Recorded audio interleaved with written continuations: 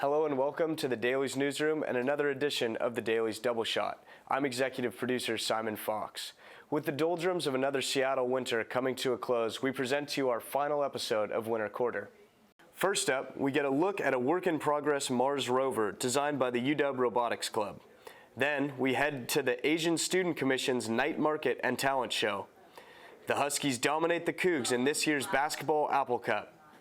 We explore the realities of seasonal affective depression, which strikes Seattle hard this time of year. In this week's Film Focus, we review Oscar picks. Finally, we catch up with Chris Trimis, a dedicated music tutor for Seattle Music Partners. All this coming up on the Daily's Double Shot. Ooh, what is that? Chinese. Yeah.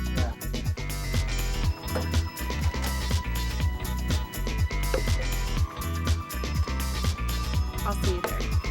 Okay.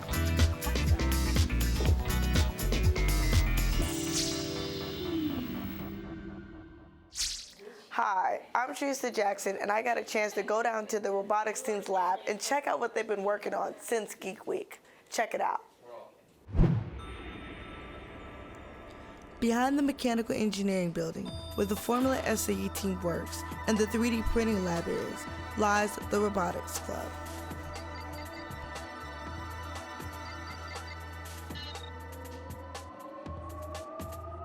After working on their project for 9 months, even though it isn't complete, the robotics team decided to showcase their new rover at Geek Week. Since Geek Week, the robotics team has been working on new additions for the rover. Tyler Williams, the Claw Component team captain, describes the latest cool feature they've been working on. Almost entirely 3D printed. Only pieces that will be stock parts is there's a nut right there. We've got the silver piece in the middle is a threaded rod, and we're going to have 3 stepper motors. The building process to make the rover has been difficult, but according to Tyler, it has also been very rewarding. I would have to say the look of finally understanding what it is that you're doing on the faces of the people that show up to my CAD seminars, it's just there's that instant of euphoric bliss of finding out exactly how to do what it is that you've been trying to do for a couple of hours. And seeing moments like that in the people I'm teaching just brightens me up.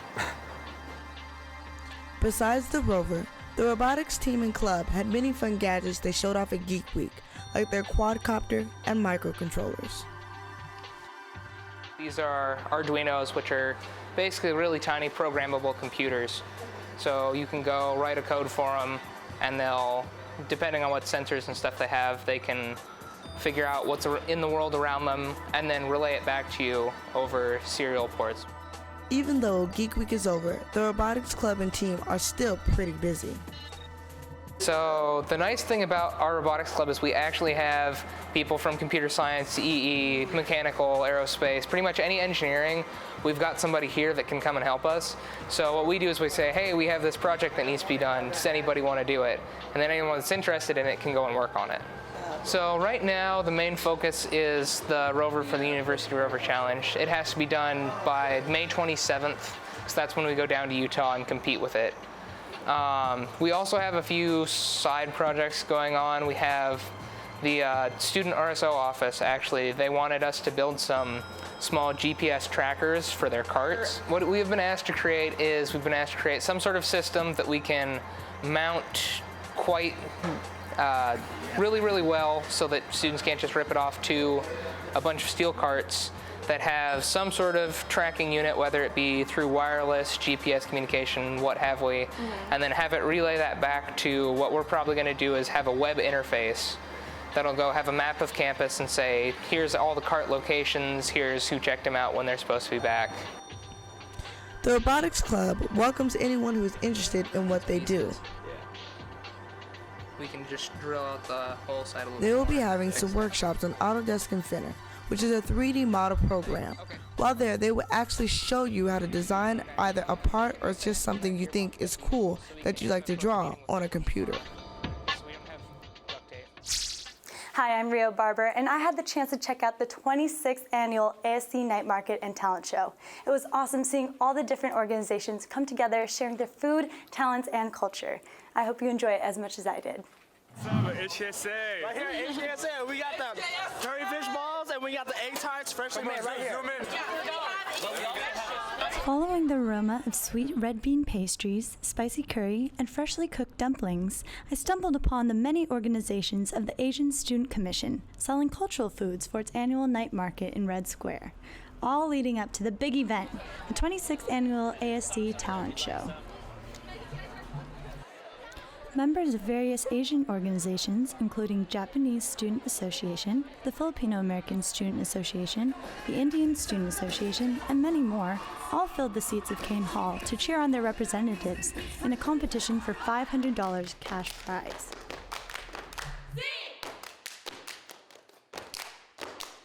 But the night turned out to be much more than just a competition. It was a celebration of the many talents, cultures, and interests in the Asian American community here on campus. Love the fact that they're bringing so many different types of people into like the school, representing the Asian community, and I feel like it hits home.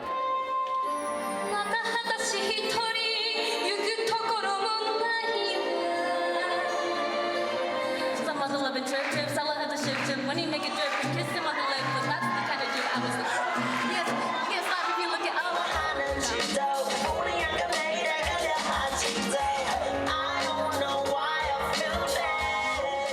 I feel like some people don't understand like the struggles that Asians go through, you know, and especially Chinese people. Since we've been here so long, my family's been here so long, we've been so removed, and it's important so that they understand like where we come from, because it's all about understanding each other, loving each other, you know.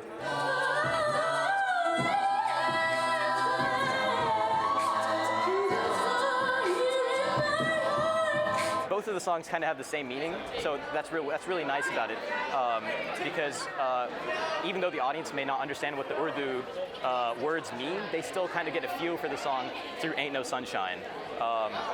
And it's just kind of a way to make music accessible to everybody and for everybody to enjoy it more.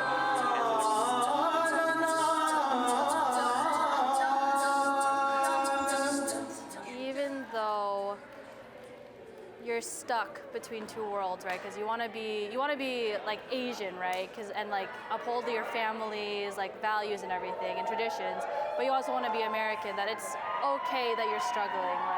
Like I said in my song, like I got judged because I wasn't Filipino enough, but now like I learned that, you know, like even like Filipinos, like they love giving. Like it's not simply a taking culture, it's a giving one. So no matter what background or culture you may celebrate, know that we all experience the same struggles and are here to support one another. It's not just a student commission, it's a family. Let's catch up with the men's basketball team to see how they did against the Cougs last weekend.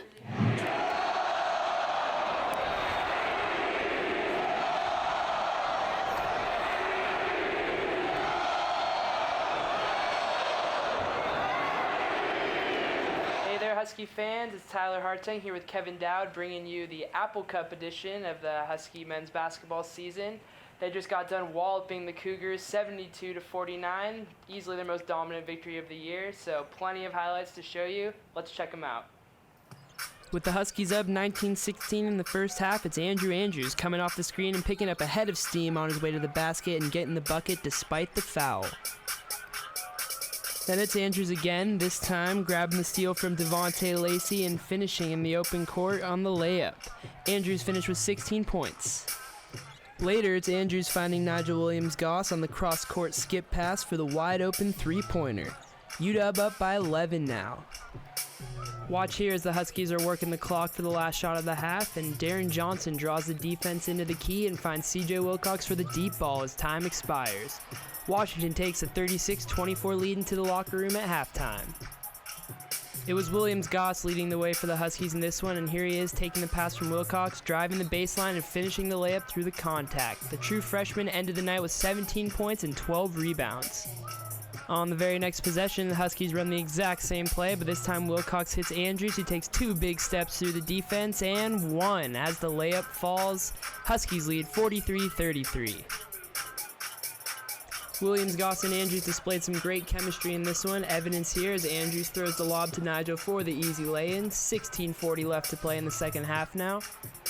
And here's Nigel again, jumping into the passing lane for the steal and showing some hops as he gets up for the breakaway jam. Washington leading by 11, 55-44. Speaking of dunks, here's another one for you as Johnson strips the ball and then gets rewarded with the outlet pass for the thunderous throwdown to put the Dogs up by 18. Not much else to say about this one as the Huskies crush the Cougars 72-49 to salvage a 1-1 split in the season series and bring their conference record to 500. So there you guys have it. Huskies beat the Cougars 72-49. Not much competition in this one. The stars of the show, Nigel Williams-Goss, he was on triple-double alert tonight, 17 points, 12 rebounds, and 4 assists. But he wasn't alone. Andrew Andrews, his fellow backcourt mate, had 16 points, 9 rebounds, and 4 assists. So Kevin, what allowed the UW guards to just eat the Cougars alive tonight? I mean, yeah, the point guards definitely led the way, and it started early. You know, from the start, it seemed like there was a little bit of an edge to the Huskies that the Cougars weren't matching. Nigel Williams-Goss came out, and as we were saying a couple minutes ago, it seemed like he had 5 rebounds in the first couple minutes of the game, just scoring points. Just the aggression out of them, really, I think was big in terms of getting the Husky offense on track. And really, this is probably the first time all season when C.J. Wilcox has had a down game, and it really didn't matter that they had enough firepower outside of him to get it done. So, yeah, big game for the point guards. So that marks back-to-back victories for the Huskies where they won by more than 20 points.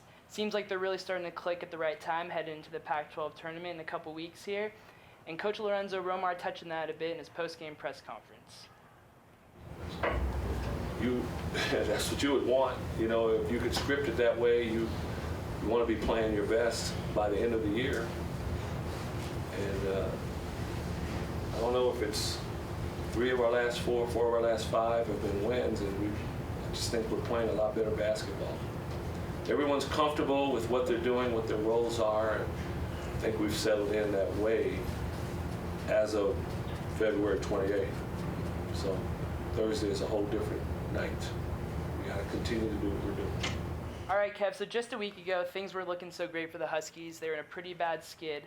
But now with this UCLA game coming up, then USC in the Pac-12 tournament, is there any reason to change your expectations for this team going forward?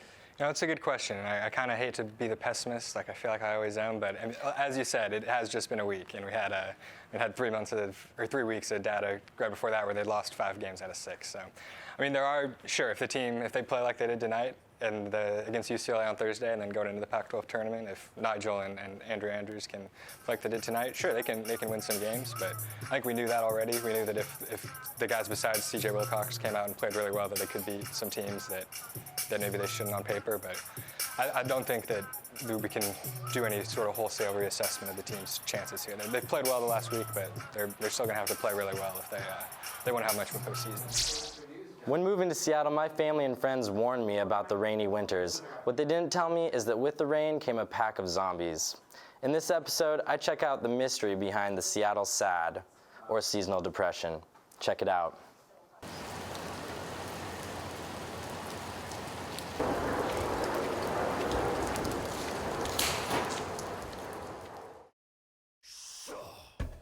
Ah, the beautiful sunny Seattle day. I know you've all felt it. When the Seattle sun grazes the UW campus, smiles are aplenty and joy is all around. Spirits are much higher than normal, and people are much more likely to say hi, what's up, and chat for a while. Although, this day, like every Seattle day, has a slight chance of turning for the worse. Take Zach here, for instance. He starts his day off happy in the sun. But then,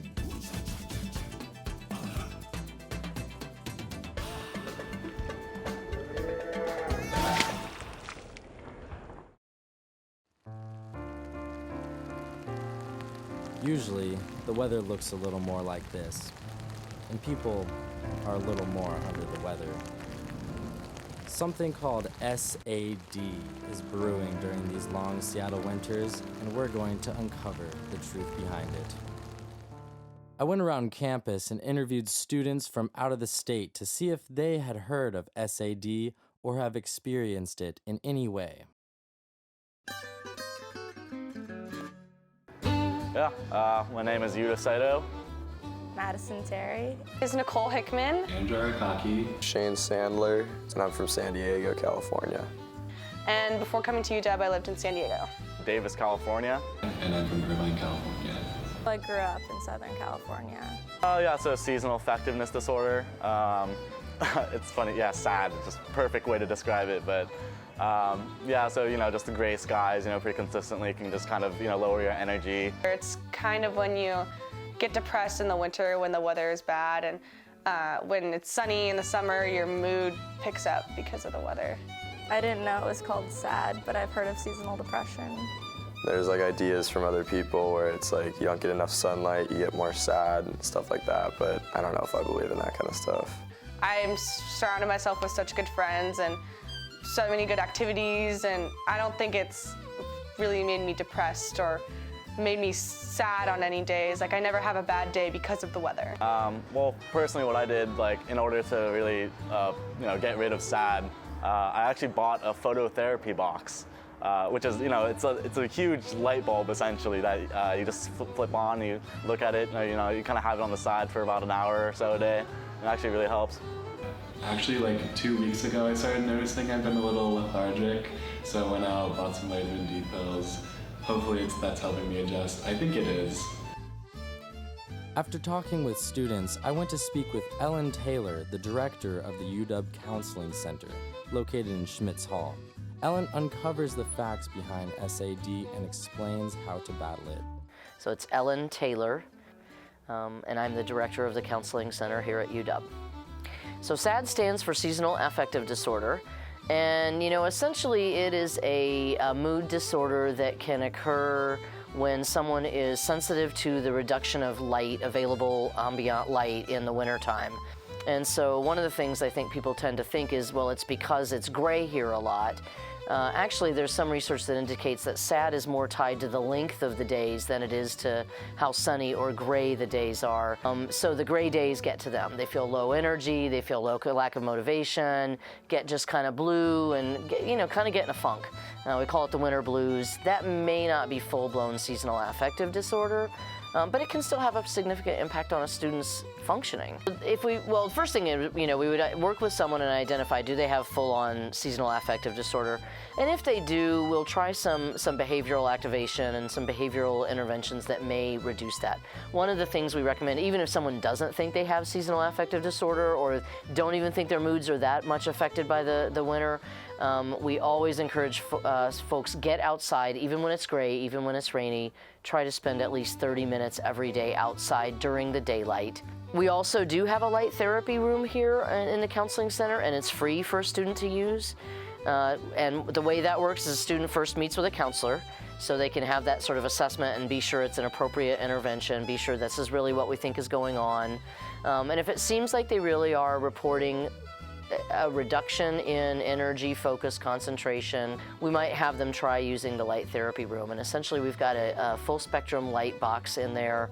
And what the student needs to do is they can then reserve that room for half an hour each day. And they can spend time in that room. They have to have their eyes open, so going in there and taking a nap with the light on doesn't help. What you need to do is, and this is one of the reasons we encourage students to get outside and get exposed to daylight, is you need the rods and cones in your eyes to get exposed to that full spectrum light. On a lower level, not necessarily needing the light therapy box, I do think for students who move here from more southern climates, I do think the first winter or two can be really challenging.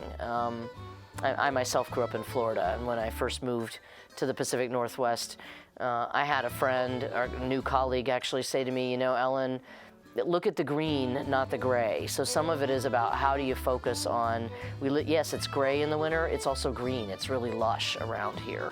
And helping people sort of push through and say, I won't melt, I won't rust, get outside, get some exercise, go for a walk, go for a run, go for a bike ride. When you come back, take a hot shower. And so part of it is learning how to kind of embrace what is our climate rather than fighting it. And for some, that works well.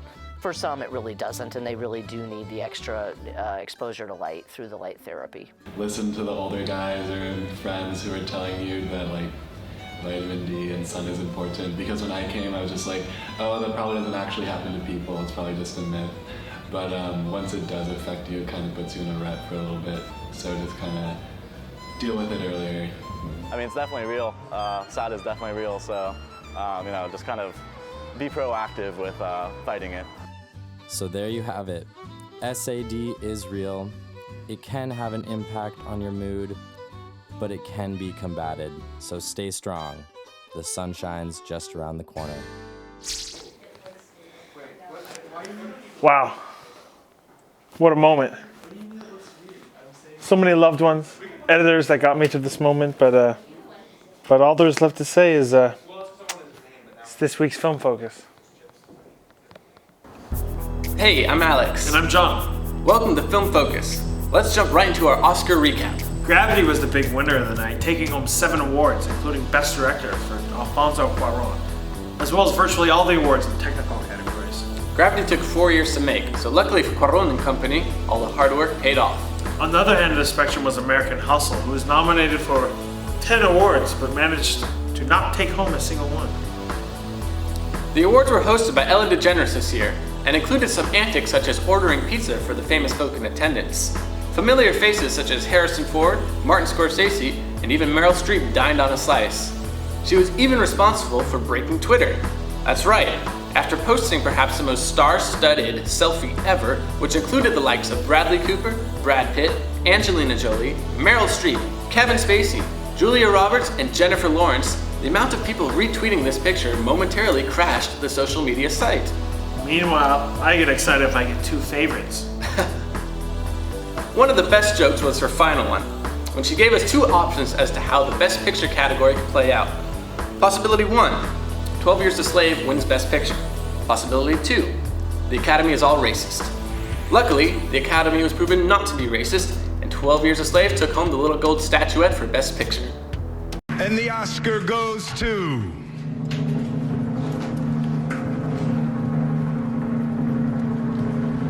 12 Years a Slave. Brad Pitt, Eddie Gardner, Jeremy Kleiner, Steve McQueen, and Anthony Katakis, producers. No surprise there, as it was pretty much a 3-horse race between 12 Years a Slave, Gravity, and American Hustle. In fact, most of the awards pretty much as predicted. John, didn't you correctly predict the winners of all 8 major categories? I did. Good job. Too bad they don't give out prizes for that kind of stuff. It really is. Moving right along, Frozen won 2 awards for Best Original Song and Best Animated Feature. Did you see that, Alex? Yeah, I did, and I don't care. Well, there are plenty of people who do. One of the best performances of the night was Idina Menzel with her rendition of Let It Go. But previous to that, John Travolta gave a little different performance introducing her when he mispronounced her name terribly wrong, calling her something along the lines of Adele Dazeem. Yeah, from Idina Menzel to Adele Dazeem. How do you even do that, John Travolta? I don't know. John Travolta, get it together, dog. Please welcome the wickedly talented one and only Adele Dazeem. There were also musical performances by the likes of Pharrell Williams with his hit song Happy from Despicable Me 2, in which he came down in the aisles and danced with Amy Adams and Meryl Streep. As well as Lupita Nyong'o, which was, frankly, adorable. And U2 with their song Ordinary Love. But the story everyone is talking about the day after is how Leonardo DiCaprio's Oscar eluded him yet again.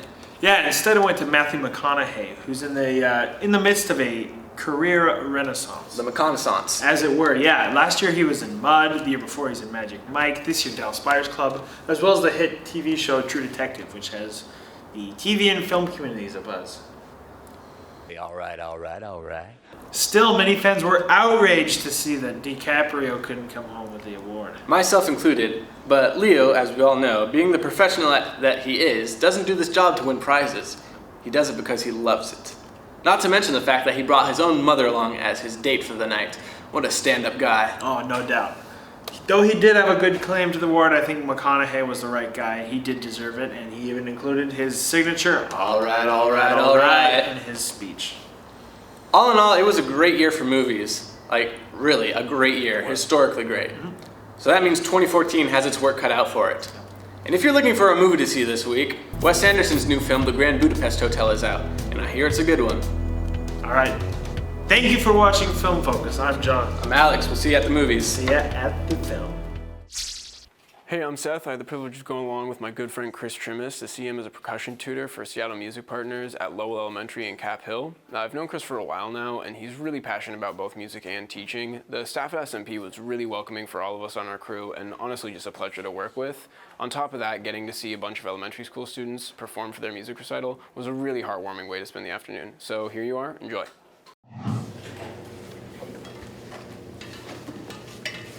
What's on the paper?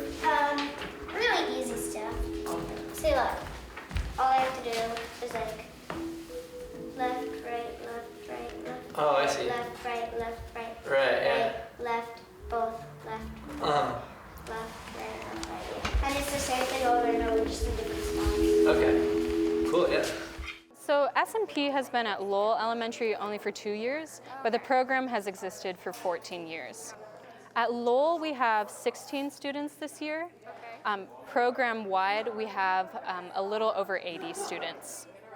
I see a lot of students really bond with their tutors. That's a really important part of our program is the mentorship side.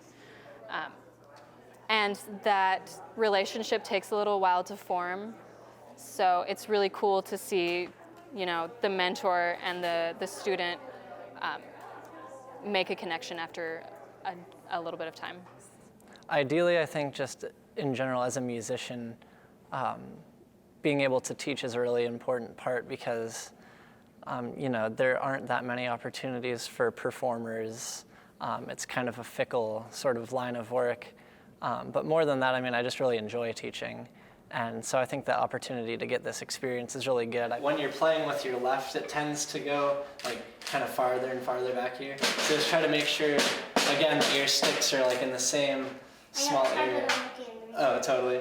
I really wanted to play the drums ever since I was littler. Do you have any favorite memories playing drums or with Chris? Yes. I'm the only percussionist, so I'm gonna have to say when we first opened my drum set. See, this is her whole big suitcase of things that's bigger than she is that she has to carry to and from school. I have a mountain to climb. I would, you know, most of what I am, not most of what I am, but like a large part of me is wrapped up in music and the experiences that I've had through, you know, the medium of music. So I just want to have that be something that other people can be involved in and can enjoy doing and have a passion for. So I sort of take it as my duty to kind of give back and, you know, engender positive experience through music.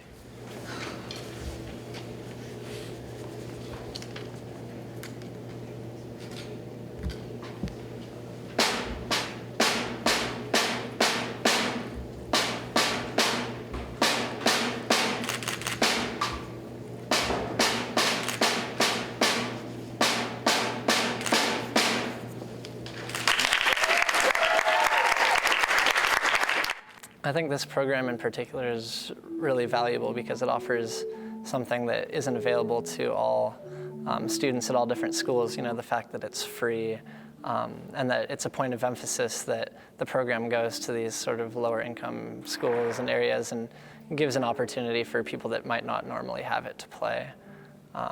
Also, I just really enjoy teaching, you know, watching a student progress.